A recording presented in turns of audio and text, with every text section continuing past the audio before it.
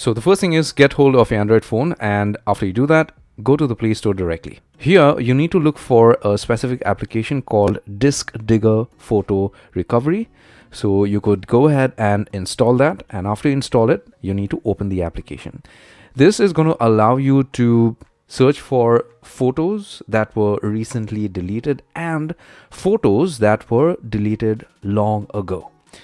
So in order for you to ensure that you get photos that were deleted recently, you could click on search for lost photos, basic scan.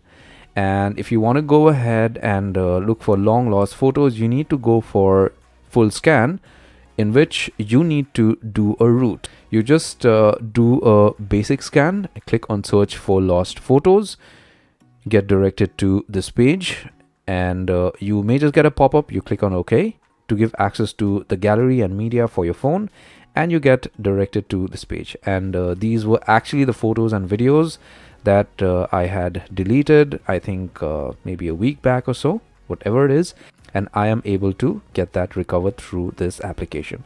So whatever photo or video you would want to recover, you could just select that, click on recover.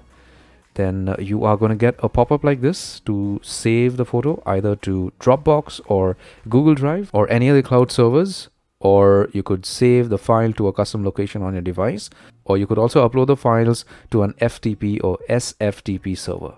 Okay, so you could just select save the files to a custom location on your device, and then you could save that to a specific folder on your device itself. So I hope this was helpful and you get your deleted photos back. If you like the video, give it a thumbs up, post a comment, subscribe, and hit the bell notification icon. Take care, my friend.